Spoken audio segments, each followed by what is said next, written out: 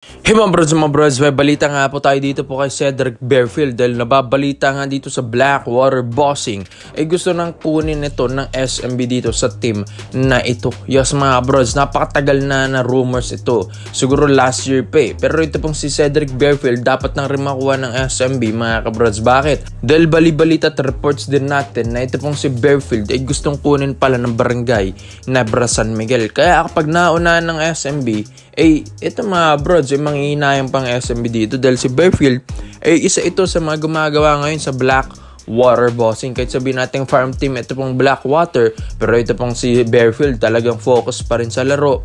Siya pa rin ang isa sa mga nagiging leader ng Blackwater, one of the best scorer nila. Kaya nga mga bros, gustong kunin ito ng SMB. Hindi nga lang matuloy-tuloy. Bakit mga bros? Dahil ayaw rin siyang bitawan ng Blackwater. Kahit sabihin natin farm team ito ng mga MVP, SMC, ito mga Blackwater Bossing, ayaw din naman nilang mapilay ng husto. Dahil si Berfield na lang din ang nagbubuhay dito sa kupunan na ito dito sa Blackwater Bossing. Pero ito pong kasing SMB, gusto nilang offeran ng maayos ito pong Blackwater Bossing para mapapayag nila ito pong Blackwater para naman mga bros maging fair ang trade. And ito, magustuhan ng Blackwater ang offer na ito. Tapos syempre may mga under the table yan. Once kasi na makuha ng SMB na pong si Berfield, malaking tulong ito para sa SMB sa point guard position. Yes, makakatulong kina Perez, kina Cruz, kina Ross. Ito pong si Cedric Berfield dahil in terms of scoring, hindi na mahirapan ng SMB dito. Makakatulong pa sa scoring ito pong si Berfield. Ang ganda pa ng court vision nito. Magandang team leader ito pong player na ito. Kaya nga mga broads, maganda na makuha ng SMB ito pong si Berfield hindi nila ito pagsisisihan. So mga kabrods, and guess what, hindi lang naman yan yung isa sa mga pinaplano ngayon ng SMB.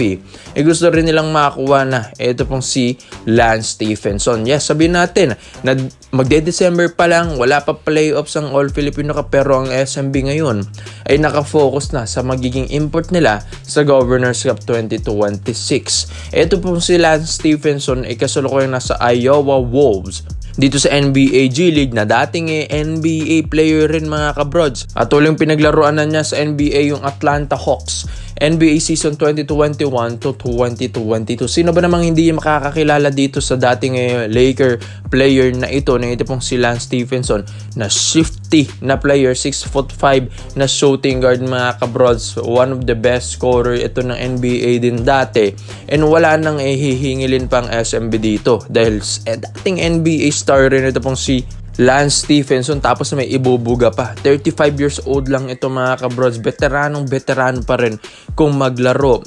Napakabalis na player. Maganda ang kanyang ball handling skills. Maganda rin yung depensa. Maganda rin yung leadership niya sa laro. Kaya dito sa SMB, sa lahat-lahat na pwede nalang makakuha, ito po talagang si Lance Stephenson yung narurumor na dapat na makuha nila. Dahil habang maaga pa mga kabrods, baka makuha pa ito ng iba.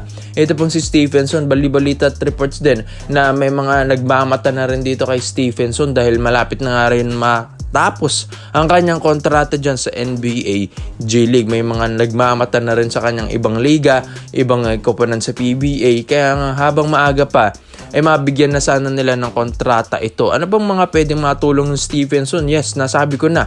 Defense, offense, lalong-lalo na yung offense mga kabrods, hindi na mahirapan ng SMB.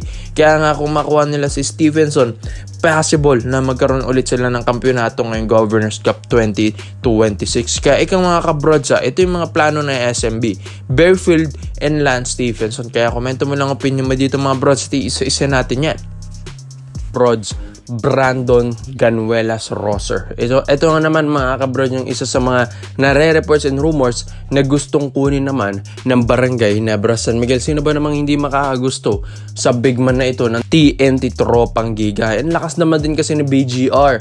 Talagang nag-i-improve ito kada season. Kaya tignan nyo mga brods, ang gaganda lagi ng performance nito ni Brandon Ganuelas Rosser. Siya nga rin yung kukompleto ng Gilas pool mga kabrods sa paparating na Asian Games. Kaya nga ito, maganda ito para sa barangay Nebra San Miguel. Ito pong si Brandon Ganuelas Rosser dahil yun nga, alam nila na ito yung tutulong sa big man position, lalo na ang daming nawala sa barangay Nebra San Miguel, nawala pa si Jamie Malonzo na wings nila. Kaya ito pong 6'7" na si BGR kailangan nila ito mga bros. Ang problema lang ng Barangay Nebra San Miguel, paano naman nila kukunin ito pang si BGR? Knowing na sa TNT ito, hindi naman to farm team. Tapos gamit pa sa TNT tropang giga. Ito nga mga bros, may reports and rumors din tayo na offer ng maayos ito ng Barangay Nebra San Miguel. Yes, offer nila ng maayos para nga hindi ito maging komplikado na hindi ibigay ng TNT. Alam din naman natin ng Hinebra, once na magustuhan nila yung player, talagang ipupush through nila ito. Kaya may mga reports and rumors din yung mga ibang bigs din dito ng Hinebra na hindi na nga din daw masyadong gumagalaw at inconsistent na rin.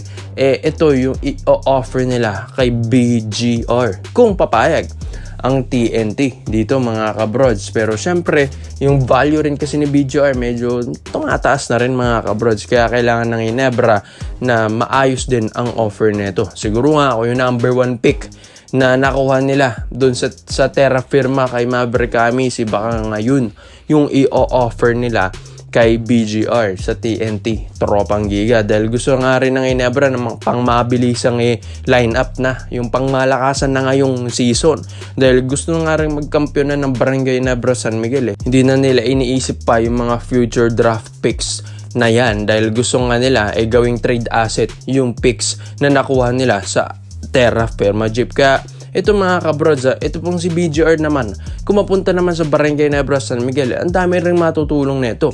Unang-una, yung hassle nito sa laro sa ilalim, ito pong si BGR, talagang nag-improve ito pong si Brandon. Tapos dito sa Barangay Nebra San Miguel, kailangan din ng katulong ni na Japet dyan, ni na Norbert Torres, mga kabrods. Kailangan talaga ng katulong dyan nila Troy Rosario sa ilalim. Ito pong si BGR, napakatigas din ito sa ilalim mga bros. Maski si Junmar, talagang napipikon dito sa hassle ng depensa ni Brandon Ganuela sa roster, maski import nga Tapos ang ganda rin ng mga scoring ability din ito ni Brandon Ganuela sa roster, rebounding skills din. Ang ganda rin ng footwork sa ilalim, matigas-tigas din po moste. Tapos mabilis din sa height na 6'7" na big man. Ang ganda rin ng talagang yung speed, yung quickness din nito ni BGR mga brods. Kaya maganda nga kung makuha ng Barangay Nebra, dahil ang laking tulong nga nito sa ilalim. Hindi lang naman sa ilalim, may outside shooting pa. Ito pong si BGR. Kaya nga maganda para sa Barangay Nebra San Miguel ito. Kung gusto nilang mag-champion ngayong season, lalo na't magpapasko pa, kailangan din mabigyan ng fans ito pong Barangay Nebra fans ng maayos na performance ng Barangay Nebra San Miguel. Pero yan, 3 years na silang di nagcha-champion. Parang hindi na ba nagigising ang Hinebra? Kaya ito mga brods, maganda kung makuha nila si BGR. Laking tulong ito para sa kanila. Kaya komento mo lang pa yung dito mga brods, Brandon Ganuela sa roster to Barangay Nebra San Miguel. Komento mo lang pa yung dito mga brods. Isa-isa natin yan. Salamat po sa panonood mga brods. This is Kings Basketball Trade Hoops. Yun lang. I'm out.